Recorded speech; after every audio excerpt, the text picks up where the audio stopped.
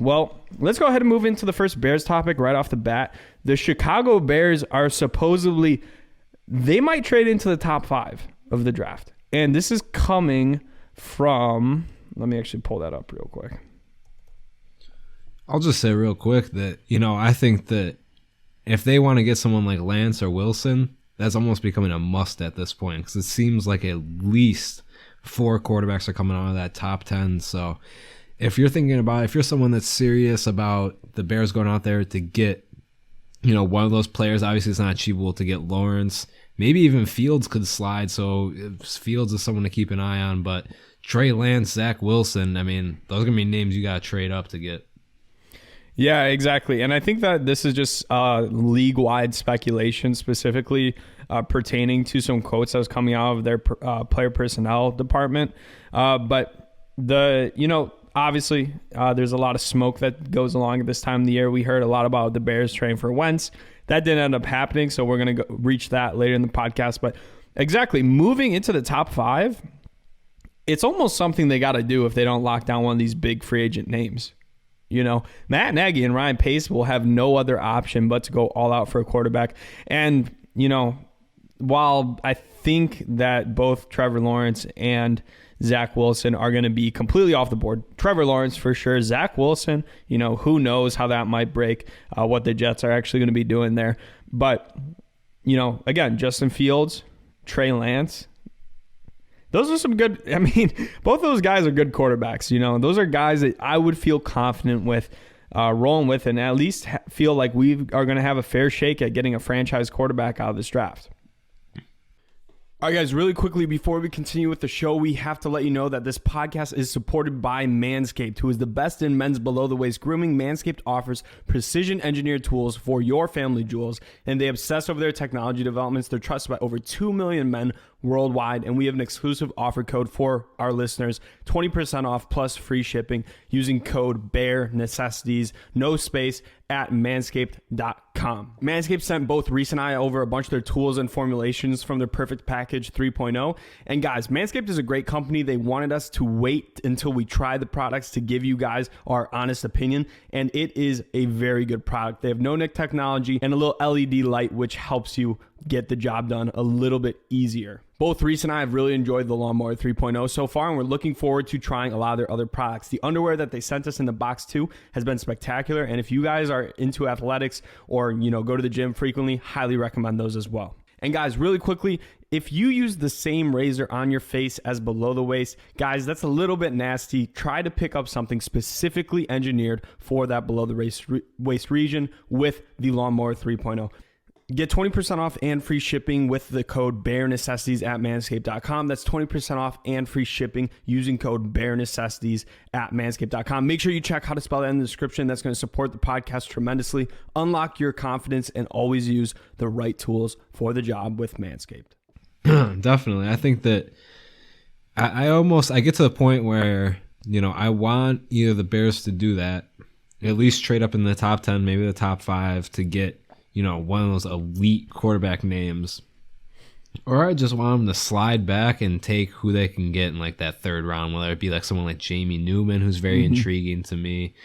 I'm not quite sure where Kyle Trask is going to be at. I think that, kind of just skipping over that Mac Jones, maybe even skipping over that Kyle Trask part of that draft and then trying to hit back on some of these guys like Newman that, have upside, have potential, but really just kind of didn't get the same shine, acknowledgement. Someone like Jamie Newman had a really high grade at the beginning of this year and, just kind of tailed off, which can happen. But, I think that, if they end up trading up, I think if they end up trading up to get Wilson, it's going to be, and definitely going to need to be top 5, maybe even top 3 to get him. Yeah. At this point, I think that if you're looking top for 2, maybe. Maybe even top 2 at this point. With that Jets pick, maybe they are looking to trade down. There's really a lot that could happen in this draft. I'm really intrigued. I think that basically, your goal has to be top 5, maybe top 3, top 2 to get Wilson. And I think if you're looking for Lance, it's going to be top 10. So I think, arguably, who's sitting at that 8 spot? I think it's like Carolina or something. Panthers, yeah. I think that's always a spot that you're going to look that maybe they'll look to dish that off. They look like a potential trade partner. Of course, they're going to be also looking for a QB very possibly as well, as are so many other NFL teams. Yeah, more than likely. I'm actually... That's the hard thing is because when you look at the draft board right now, it does not play out too favorably for the Chicago Bears. First pick, that's going Trevor Lawrence. That's going quarterback. Second pick for the Jets. Maybe they keep Darnold. I doubt it. I don't see it. I think they go quarterback. I don't even know if that's the right decision, truthfully, because they just saw how putting a top 10 or top, 5 pick behind that terrible Jets offensive surrounding roster worked out for them. Sam Darnold, the guy who had a lot of talent, was regarded even better than Zach Wilson is currently looked at today. He didn't pan out too well for them. So I think that's a real argument to have about, hey, maybe we decide to rebuild this team a little bit first before we try to throw a QB behind there. But then again, if you're high on a guy, you're high on a guy. New coaching staff, some semi-new front office. They might be looking to make some changes there. And then you look even further down, Miami. I think that's going to be a trade-up destination. I think there is almost zero chance Miami picks there. I think that if they do, they're going with Penei Sewell, the offensive tackle from Oregon. I see that as a major trade-up spot. And then you look at 4, and 4 is the Falcons. There's a very real chance the top 4 quarterbacks are gone off the board in the top 4 picks. Yeah, it's really intriguing because I think that one thing I think about too is what if there's such a rush on quarterbacks too?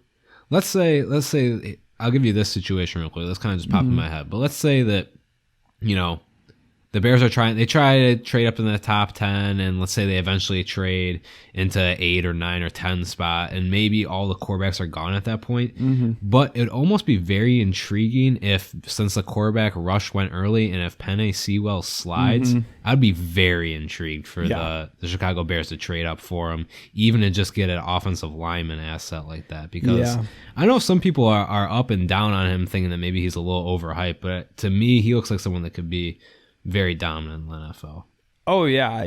I think it's such a non-unique take to say an offensive lineman is overhyped because it's like such a difficult position to draft. And, of course, guys who, Penei Sewell, great player, athletic freak, has some flaws to his game. Didn't get to see him this previous year, which makes it a little bit more difficult to evaluate him.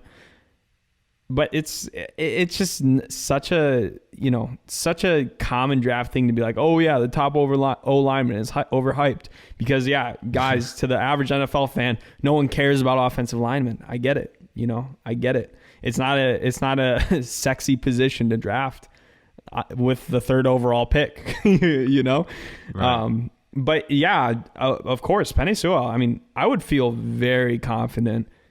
If let's say we go up, we trade up, no quarterback falls to us, as long as we're not giving up a second first-round pick to get him in 2022, of course, I'd be very intrigued with Penei Sewell.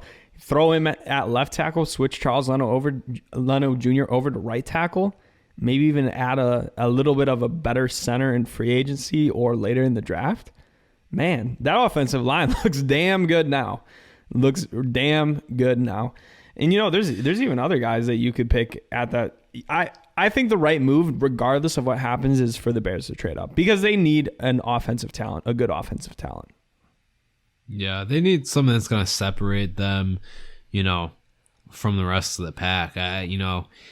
Even with Trubisky couldn't get the ball to the weapons all the time, but it was still clear that, at certain times, there's drops from Anthony Miller, basically drops from everyone but Mooney, and most of the time Allen Robinson. He had a couple bad spurts in the season, but it'd be good for the Bears to get something in there, but especially along the offensive line would be game changing. I mean, we saw how much getting Montgomery going in the running game opened it up when the Bears made their resurgence after that 6-game losing streak. Imagine if you can open up even more then this offense will really be clicking, and that's got to figure out who's actually going to be throwing the football if they don't have that figured out already, which, hopefully. Yeah, and if that were to happen, you might as well just like trade Mac and trade all of our good pieces, because we're not going to be winning anything with Nick Foles, and it wouldn't be good. It's not going to be pretty for a couple of years. But I remember we were messaging about football the other day, I think on Twitter, and I can't remember if it was you that sent me it or I sent you it, but I think it was CBS, a reporter put out a mock draft where it went Lawrence, Wilson, and then Mac Jones.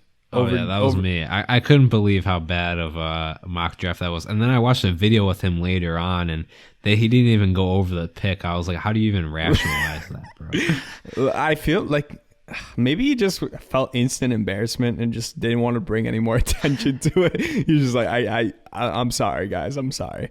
But here's the thing. Like, here's the disaster scenario in my head, and we talked about this a little bit. Imagine if the Bears make like a splash trade up to like, let's say pick 4, and they're sitting there with Fields, Lance, and Jones there. They pick Jones, man. Dude, I'd be so done. We'd come on the next podcast, and I would be so upset. I'm not kidding. I would need to take a 1-week break from the podcast. Like, I would need to like sit back for a second, because I would be losing my mind, because that means 4 years. 4 years. And after the Trubisky pick, it's like you can't go 8 years. I can't go 8 years of my life watching these trash quarterbacks. And people like Jones. If you're talking about him as the 5th quarterback in the class, maybe I still don't want him at all. Like, at all. Yeah. But the disaster scenario, of course, is, trading up, giving up your next year's first round pick to go up and get there. And then that quarterback being Mac Jones. But, dude, if we landed Fields or Lance, Fields has his issues, and I've been very critical of Fields. I think that Wilson is, in my opinion, clearly better than him. But Fields also has tons of traits that are just insane for a quarterback. And, some of the processing stuff and locking onto his reads, you don't know if it's because of that wide receiver read-based offense that Ohio State runs that is kind of confusing. But I would be extremely stoked about Lance or Fields. Best case scenario, Lance just falls to us, but I don't foresee that happening. Yeah, I mean, for that to happen at 20 would be pretty shocking, honestly. And I agree with you. A disaster situation. At that point, if the Bears traded up to get, Mac Jones, I'd be like, well, Pace really did learn nothing. And, here we are again. But the collaboration. The collaboration. Oh, exactly. Yeah, exactly. But if Lance somehow ends up falling to 20, I would be very happy, and I'd feel like the Bears would almost have to pick him at that point. Don't see that happening, just because I feel like the way that this has turned, it's just turned into so much of a quarterback draft, and we can get more into it on future pods, but I think that, I don't know, just because there's still so many other teams out there. I mean, even with Wentz getting dealt to the Colts, I mean, you still have the 49ers, the Patriots, I'll add in the Bears. I feel like I'm even still missing about 3 or 4 teams that need a quarterback. Arguably the Pittsburgh Steelers, and we can get into that very soon. Yeah. I think that Atlanta, that's the one pick that I'm interested in. Same with the Eagles. I really wonder if they are willing to take a quarterback at that position, because they're going to be, say, in a position where they probably could if they wanted to. It's just going to be a matter of if they do. I think Atlanta would be much better off not taking a quarterback in this draft, because, I mean, when you have Matt Ryan, I know he hasn't been the same guy as of late, but when you have Matt Ryan and you're also a new GM, new coach, you don't typically want to get rid of a quarterback that's looked at for sure as a top 15 quarterback in the NFL, even if he is 36 years old. He hasn't looked like he's been aging poorly at all, truthfully. Yeah, I mean, the Falcons can literally just be so irrelevant, honestly, that you kind of just forget about Matt Ryan. But yeah, I think it's unlikely that he's not the starting quarterback next year. I think he definitely is a starting quarterback. I think for that reason, they're best just to sit out, because I think that they're not a team that can pull off what the Packers did and really kind of get away with it like the Packers did, which, not that they got away with it, it probably cost them a chance to go to the Super Bowl. Maybe not. I mean, that Tampa Bay team was ridiculously good. So, I mean, maybe they still would have lost. But at the same time, Rodgers now kind of got on his platform and is speaking out against the team. So, I don't know. I don't think Atlanta, they're kind of a weird organization. I feel like if they did that, they'd just get so much flack. I mean, they're like an organization, and I could be very wrong in this, but this is kind of how I view them. Like, they're like a few steps away from being a team like the Texans, Yeah. Like, they make a lot of bad decisions. It's just, there's so many narratives you can always write on the Falcons. I mean, from them blowing the Super Bowl and their terrible downfall to them, having really 3 really good offensive players with Calvin Ridley, Julio Jones, and Matt Ryan, and just having absolutely nothing to show for it year after year. It's they're definitely a franchise that, sometimes they were received more poorly before they had that Super Bowl season. And now they're just kind of a team you mock, but I don't really think they get enough flack for being that bottom of the barrel team, just like us Bears fans are.